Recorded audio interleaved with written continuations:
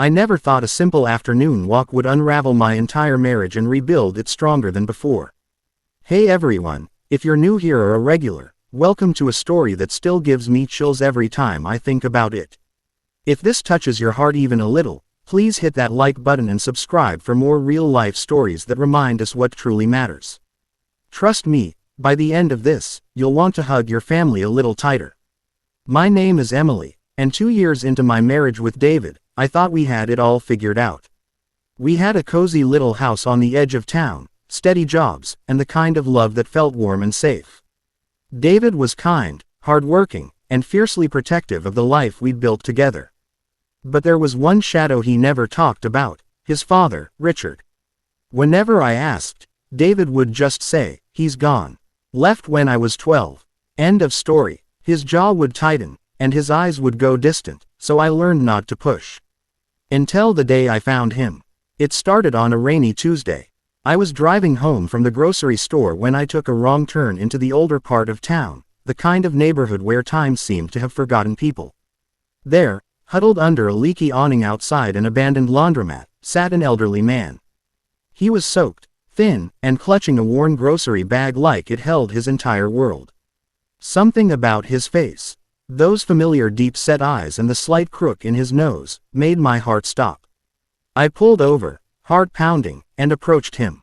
"Excuse me, are you okay?" I asked, umbrella trembling in my hand. He looked up, and for a second, recognition flickered in his tired eyes. "Do I know you, miss?" I helped him to my car, wrapped him in my jacket, and drove him to the nearest shelter, but something told me not to leave. That night, I showed David a photo I'd snapped discreetly. The color drained from his face. "That's him," he whispered. "My father." David didn't sleep that night. The next morning, he made it clear: "He's not coming back into our lives, Emily. He abandoned us, left Mom to raise me alone while he chased whatever dream he had. I won't let him hurt us again." His voice cracked with old pain, and I held him close, but I couldn't shake the image of that frail man shivering in the rain. Over the next week, I secretly visited Richard at the shelter. He was 78, battling diabetes and arthritis, and had been living on the streets after losing his small apartment. His hands shook as he told me bits of his story. "I was young and stupid," he admitted, tears welling up. "Thought I could make it big in the city. By the time I realized what I'd lost, too much time had passed. Shame kept me away." He never asked for money or pity, just listened when I talked about David, his eyes lighting up at stories of the grandson he'd never met. Guilt ate at me. David and I argued almost every night.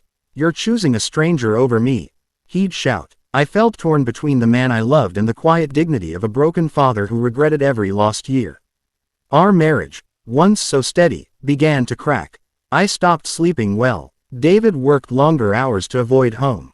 The challenges felt endless. Financial strain from trying to help Richard without David knowing, the emotional weight of keeping secrets, and the fear that I'd lose my husband forever.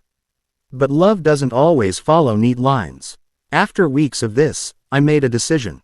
I brought Richard home one evening while David was at work. When David walked through the door and saw his father sitting at our kitchen table, the air grew thick with silence.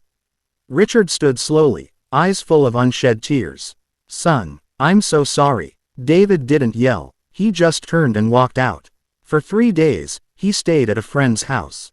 I sat with Richard every evening, listening to his stories of regret, of letters he'd written but never sent, of nights he'd driven past our town too afraid to knock. He showed me old photos from his wallet, faded pictures of a young David on his shoulders.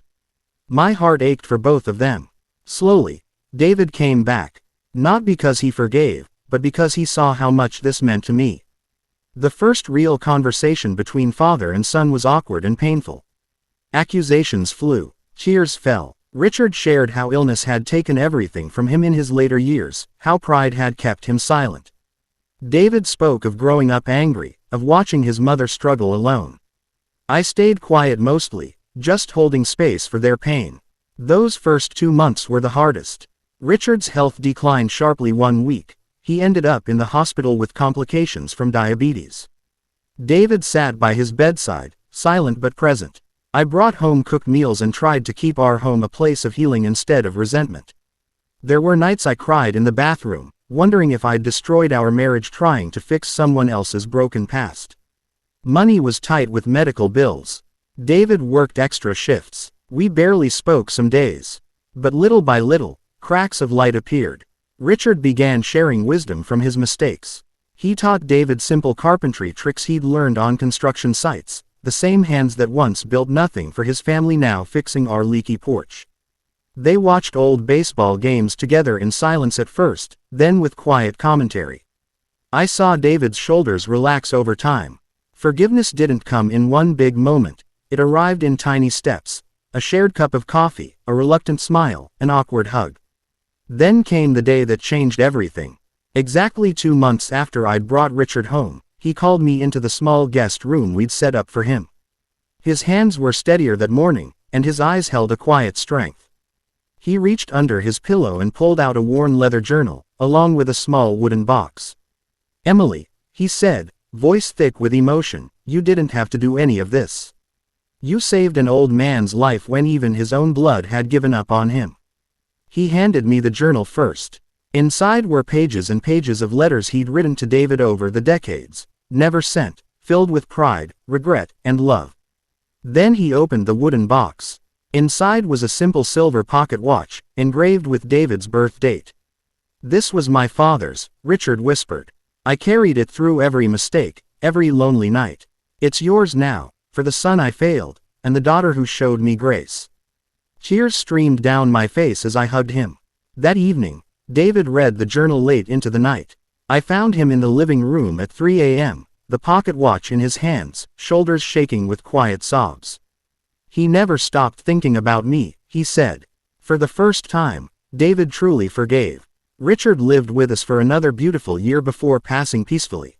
In that time, we became a real family. We laughed over Sunday dinners, shared stories that healed old wounds, and even welcomed our first child, a little boy who would know both his grandfather's mistakes and his redemption. Looking back, that rainy afternoon walk taught me that family isn't just blood, it's the choice to show up, to forgive, and to love even when it's hard.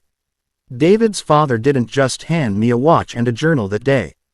He handed me the key to a deeper, more compassionate love in our marriage. He reminded us that no one is beyond redemption, that second chances can heal generations, and that sometimes the greatest gifts come from the people we thought we'd lost forever. If you're watching this and carrying resentment toward someone in your family, I hope this story gives you courage. Pick up the phone. Have the hard conversation. Life is too short for abandoned hearts. Thank you for sticking with me through this emotional ride.